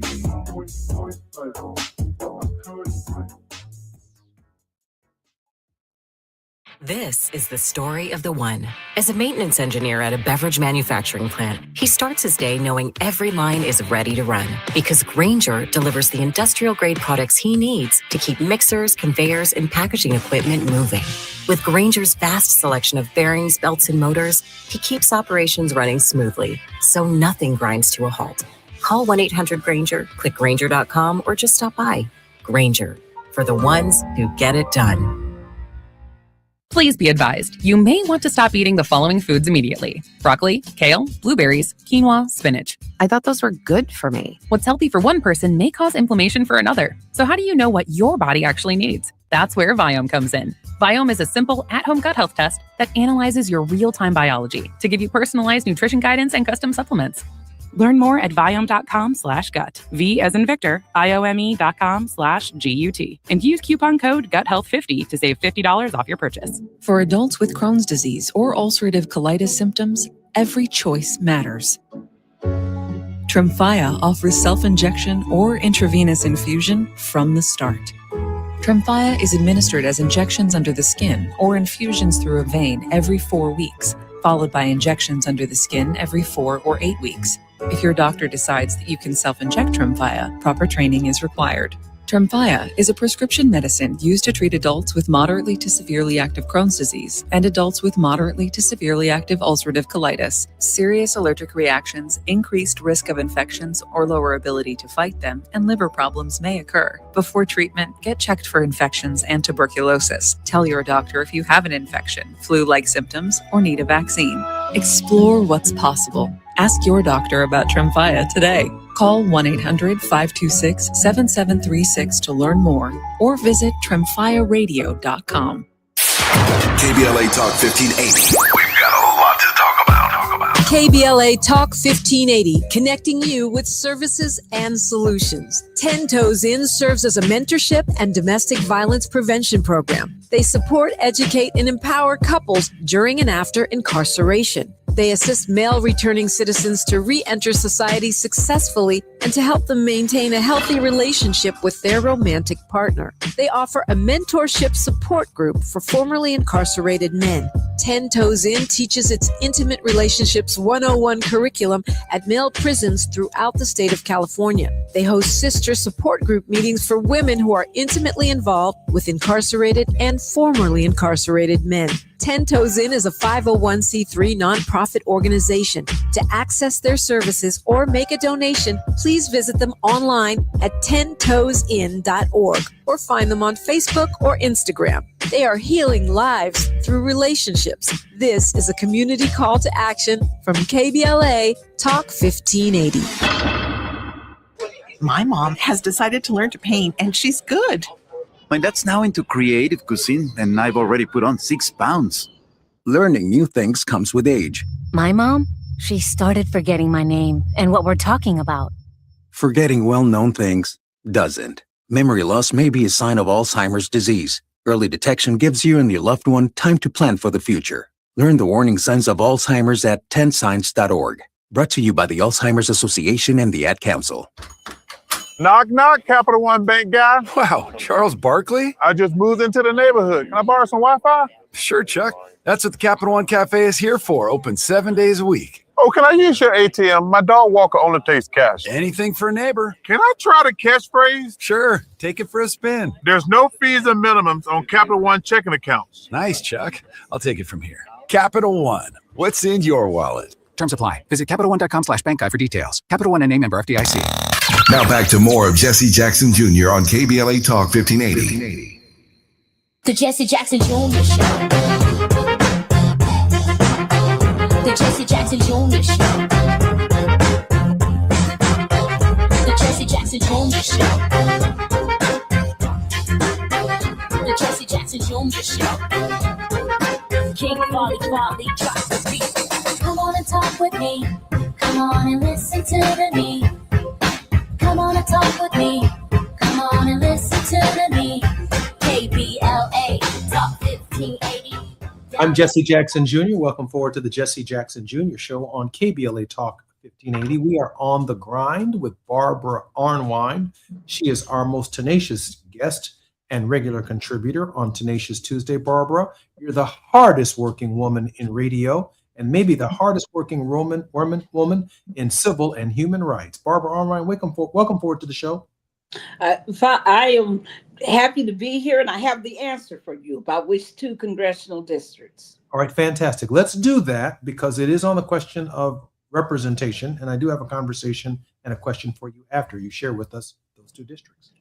The first district is the 2nd congressional district, and it's held apparently, and I was wrong earlier. It's held by Sanford Bishop. The second one under attack is the 13th district, and it is held. Oh wow, that looks like the old John Lewis district. That would be. Oh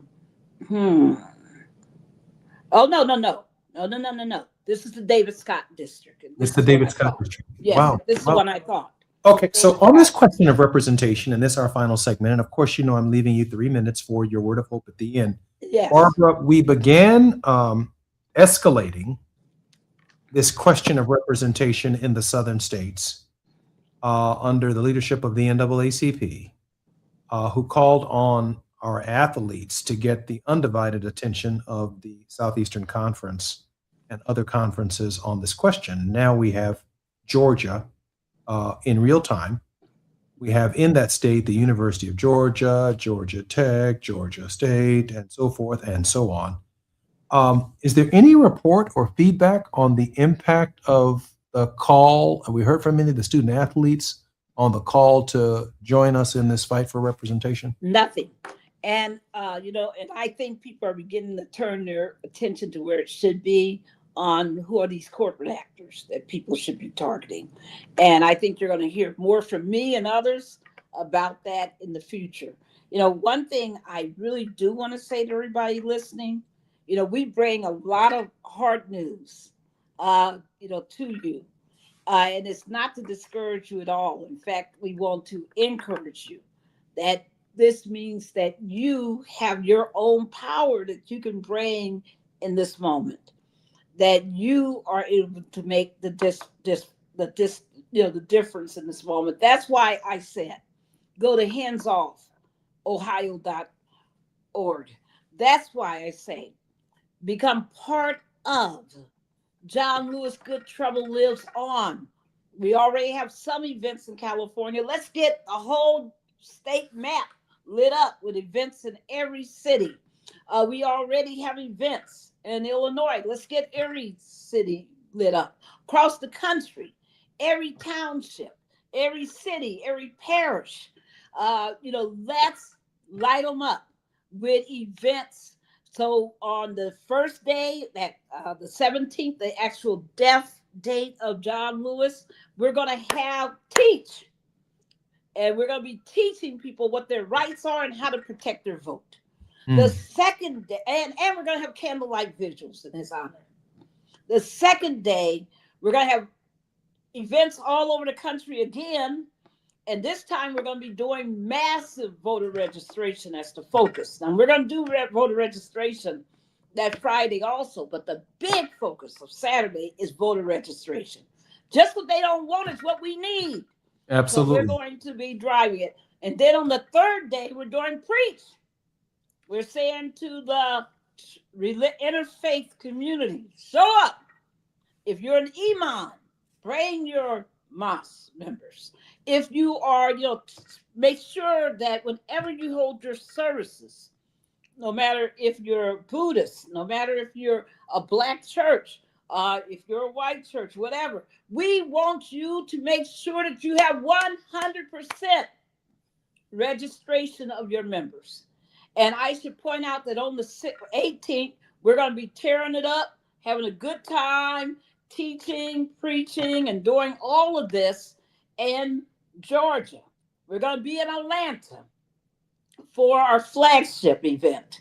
And so that afternoon, we're inviting everybody to join us on the streets of Atlanta for our flagship event. And on that Sunday, the 19th, when we do the preach day, we're going to also have a national broadcast. So people who can't get to their churches, don't have a religious home, and are looking to just have a great time connecting with all the faiths, we're going to have a huge interfaith service. Fantastic. Barbara, listen, I do have a question just before your word of hope. Barbara, how do you sustain the energy, the focus, the drive, the resilience to do what you do? Please give us that energy boost and share with us. How do you do that? Is that tied to your faith? Yes, very much so. I know I serve a good God, and I know that the God I serve is a God of justice, because he tells us that repeatedly, who he is. And he says, I am a God of justice. And I believe that. I believe humankind can do evil, but I believe that everything that God does is for our good. And that if we can walk in that faith, if we can walk in that intentionality of good, that we can make the difference. And I am so glad that in this earth, there are so many people who have the same belief, the same heart towards good. They may not even have a religion per se, but they have that spiritual center within that says, do good, make a difference, make it the world better. I believe in that. Barbara, thank you for that word of encouragement. About 1 minute and 30 seconds for your national word of hope. My national word of hope is, folks, we see what they're doing. We start this show talking about the evil, wicked comments about Michelle Obama. But you know what? That presidential library is going to open up. Amen. And people are going to be going there and seeing those beautiful pictures, the library, everything. They can't stop that. They can hate all they want to, but hate has no real lasting power in this world. There have been people who have been at each other's throats for centuries. We read about them in the Bible now, and those groups don't even exist anymore. They don't exist by those names anymore.